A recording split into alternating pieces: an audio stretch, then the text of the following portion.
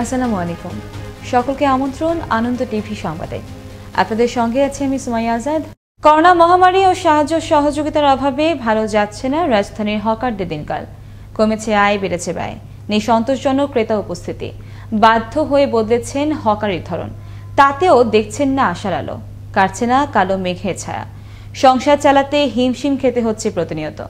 রাজধানী ঘুরিয়ে সহকর্মী মুসামিয়ার প্রতিবেদনে আরো জানাচ্ছেন নয়নমণি, ক্যামেরায় ছিলেন শাহিন রেজা। জীবন জীবিকার জন্য মানুষ রাস্তায় বা ফুটপাতে স্বল্প পুঁজি নিয়ে ব্যবসা করে বলেই তাদের হকার বা ফেরিওয়ালা বলে। দীর্ঘ 1 বছরে করোনা মহামারীর কারণে অনেকেই নিঃস্ব হয়ে পেশা হারিয়ে রাস্তায় নামতে বাধ্য হয়েছে। সেই ফুটপাতেও নেই তেমন বেচাকেনা। ব্যবসার ধরন পাল্টালেও সুবিধা করতে পারছে না অনেক ফেরিওয়ালারাই। বেচে কিনা আগে আমরা যেভাবে করছিলাম, আগে 2000-3000 টাকার দোকানদারি করছি, এখন খুবই অসুবিধায় চলছি। কালকা পরশুদিন বেচছি 700 টাকা, কালকে বেচছি 1000 টাকা। এখন মোটামুটি সংসার চালাইতে খুবই অসুবিধা।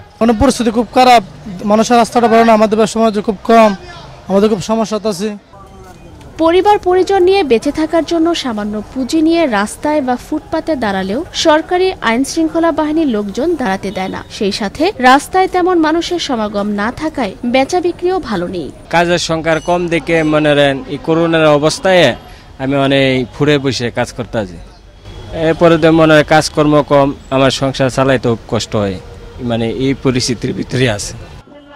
সরকারি বেসরকারি বিনোদন কেন্দ্র ও সেই সাথে স্কুল কলেজ বেসরকারি বিশ্ববিদ্যালয়গুলো বন্ধ থাকায় অনেক হকারদের জীবন জীবিকা চলার পথ কঠিন হয়ে দাঁড়িয়েছে বলে জানালেন এই হকার। 50 টাকায় বেচছি, এই 12টা বাজে বেচা কিনে একদম নাই। স্কুল করলে না আমরা শান্তি নাই, স্কুল করলে পরে টিফিন দিলে পরে আমরা বেচা কিনি। এই পেঁয়াজ খেলা 4-5 বছর বেচছে, আগে বেচা কিনে প্রচুর হয়েছে, এখন তো কোনো বেচা কিনেই নাই, কোনো রকমে ঘর বাড়িও দিতে পারি না।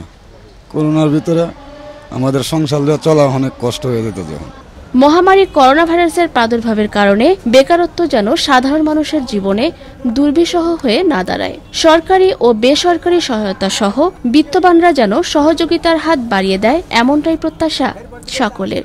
নয়নমণি, আনন্দ টিভি, ঢাকা। বিশ্বব্যাপী করোনা মহামারী আক্রান্ত দেশগুলোর পাশে দাঁড়ানোর উদ্যোগ নিল চীনের প্রথম সারির বাণিজ্যিক গাড়ির ব্র্যান্ড ফোটন। এই উদ্যোগের অংশ হিসেবে বাংলাদেশকে 2টি অ্যাম্বুলেন্স উপহার দেয় চীনের এই প্রতিষ্ঠান। সোমবার বেলা 11টায় ফোটনের বাংলাদেশ ডিলার এসআই মোটরস এ উপলক্ষে ডিএমপি কার্যালয়ে এক অনুষ্ঠানের আয়োজন করে। এ সময় ঢাকা মেট্রোপলিটন পুলিশ এবং বঙ্গবন্ধু মেডিকেল বিশ্ববিদ্যালয়কে 2টি অ্যাম্বুলেন্স প্রদান করা হয়। অনুষ্ঠানে উপস্থিত ছিলেন এসআই মোটরসের ব্যবস্থাপনা পরিচালক ডক্টর ফাহ আনসারি ও নির্বাহী পরিচালক সুব্রত রঞ্জন দাস এবং ডিএমপি কমিশনার শফিকুল ইসলাম সহ অন্যান্যরা। টাঙ্গাইলের মহিলা পুলিশ ট্রেনিং সেন্টারে অনুষ্ঠিত হল বিভাগীয় ক্যাডেট 19তম ব্যাচের সমাপনী কুচকাওয়াজ। সোমবার সকালে পুলিশ ট্রেনিং সেন্টার মাঠে এই অনুষ্ঠানের আয়োজন করা হয়। অনুষ্ঠানে প্রধান অতিথি ছিলেন মহিলা পুলিশ ট্রেনিং সেন্টারের কমান্ডেন্ট ডিআইজি মনিরুল ইসলাম এনডিসি। বিশেষ অতিথি ছিলেন অতিরিক্ত ডিআইজি মাহবুবুর রহমান সহ পুলিশের ঊর্ধ্বতন কর্মকর্তাবৃন্দ। এই কুচকাওয়াজ অনুষ্ঠানে 652 জন ডিসি প্রশিক্ষণার্থী পরীক্ষায় অংশগ্রহণ করেন। পরীক্ষা শেষে সমাপনী কুচকাওয়াজে 4টি ক্যাটাগরিতে পুরস্কার প্রদান করা হয়। করোনা সংক্রমণের হার বৃদ্ধি পাওয়ায় মঙ্গলবার থেকে দিনাজপুর সদরে 1 সপ্তাহের লকডাউন ঘোষণা করল জেলা প্রশাসন। রোববার সন্ধ্যায় জেলা করোনা প্রতিরোধ কমিটির জরুরি সভায় সিদ্ধান্তের কথা জানানো হয়। এ সময় জেলা প্রশাসক খালিদ মোহাম্মদ জাকের সভাপতিত্বে ভার্চুয়ালি যুক্ত হন জাতীয় সংসদে হুইপ ইকবালুর রহিম ও ধর্ম মন্ত্রণালয়ের সচিব নুরুল ইসলাম।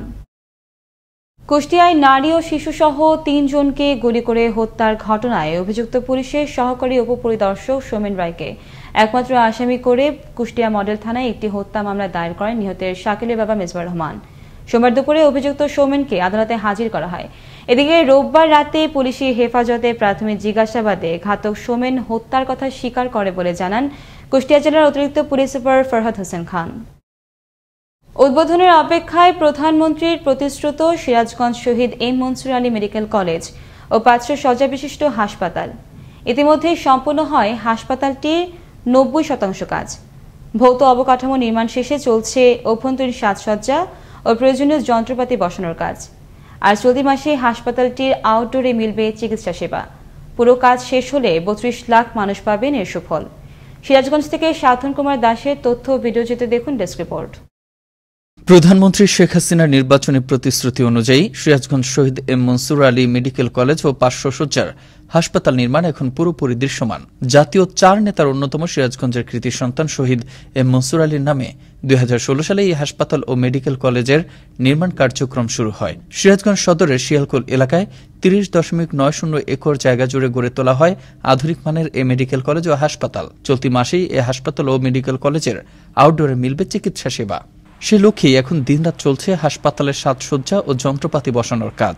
সিরাজগঞ্জের 9টি উপজেলার প্রায় 32 লাখ মানুষকে এতদিন চিকিৎসা সেবা দিতে হিমশিম খাচ্ছিল 8টি স্বাস্থ্য কমপ্লেক্স ও 250 শয্যার সদর হাসপাতাল।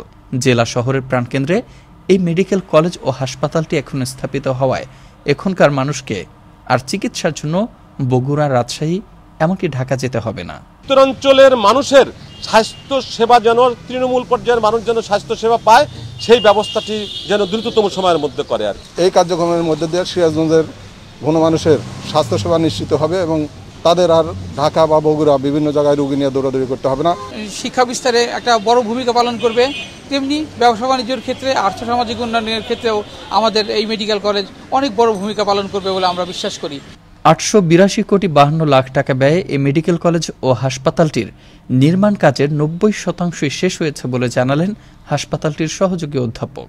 882 কোটি টাকা একটা প্রজেক্ট, মেগা প্রজেক্ট, সেই প্রজেক্টের কাজ বর্তমানে প্রায় শেষ। সব অবকাঠামো তৈরি হয়ে গেছে এবং আমাদের মেডিকেল কলেজ অলরেডি চালু হয়েছে। মেডিকেল কলেজের একাডেমিক কার্যক্রম পুরো দস্তুর মতো গত বছর থেকে চালু করেছি আমরা। 100 বেডের যে হাসপাতাল, সেই উদ্বোধনের অপেক্ষায় আছে। এই হাসপাতাল চালু হলে সিরাজগঞ্জের লক্ষ লক্ষ লোক, দরিদ্র জনগোষ্ঠী তারা একটা ভালো চিকিৎসা সুবিধা পাবে। আর স্থানীয় সংসদ সদস্য জানালেন, করোনার কারণে কাজ কিছুটা বিলম্বিত হলেও এবছরের শেষের দিকে হাসপাতালের সকল কার্যক্রম শুরু হবে। ডিসেম্বরের মধ্যে আমাদের সমস্ত কার্যক্রম শুরু করে ডিসেম্বরের শেষে অথবা 2022-এর জানুয়ারিতে অবশ্যই আমরা সিরাজগঞ্জ সদর হসপিটালের আমরা যেটা বলে হচ্ছে ইনডোর, অর্থাৎ যে রোগী ভর্তি করে চিকিৎসা করা, সেটি করতে পারবো। উদ্বোধনের অপেক্ষায় Shahid M Mansur Ali medical college এবং 500 শয্যার হাসপাতালটি চালু হলে হাতের নাগালেই মিলবে সব ধরনের চিকিৎসা সেবা। উত্তরবঙ্গ সহ জেলার প্রায় 32 লাখ মানুষ পাবে উন্নত চিকিৎসা সেবা। এভাবেই বাস্তবায়িত হচ্ছে প্রধানমন্ত্রী শেখ হাসিনার নির্বাচনী প্রতিশ্রুতি। মুস্তফা কামাল তোহা, আনন্দ টিভি, ন্যাশনাল ডেস্ক। নাটোর সদরের একটি কৃষি জমি থেকে পরিত্যক্ত অবস্থায় উদ্ধার করা হলো রাইফেলের 379টি গুলি। সোমবার সকাল 10টায় উপজেলার বালিয়াডাঙ্গা গ্রামের স্থানীয় কৃষকের জমিতে মাটি কাটার সময় গুলিগুলো দেখতে পেয়ে স্থানীয়রা পুলিশকে খবর দেয়। পরে সদর থানা পুলিশ এসে গুলিগুলো উদ্ধার করে নিয়ে যায়। ধারণা করা হচ্ছে গুলিগুলো 1971 সালের যুদ্ধের সময় ব্যবহৃত হয়েছিল। ঘটনার সত্যতা নিশ্চিত করেন নাটোর সদর থানার ভারপ্রাপ্ত কর্মকর্তা আব্দুল মতিন। সোমবার সকালে ঢাকার ধামরাইয়ের কুমরাইল মহল্লার নিজ বাসা থেকে নুরুন নাহার নামের এক গৃহবধূর মরদেহ উদ্ধার করল ধামরাই থানা পুলিশ। স্থানীয়রা জানায়, স্বামীর পরকীয়া ও পারিবারিক কলহের কারণে আত্মহত্যা করেন নুরুন নাহার। এই ঘটনায় পলাতক রয়েছে নিহতের স্বামী ও দেবর। এদিকে প্রাথমিক তদন্ত শেষে আইনি ব্যবস্থা নেওয়া হবে বলে জানান ধামরাই থানার উপপরিদর্শক নজরুল ইসলাম। এই ছিল এখনকার মতো। আনন্দ টিভির সংবাদ দেখুন প্রতিদিন বিকেল 5টা 30 মিনিট এবং রাত 9টা 30 মিনিটে। আনন্দ টিভির সঙ্গে থাকার জন্য সকলকে ধন্যবাদ।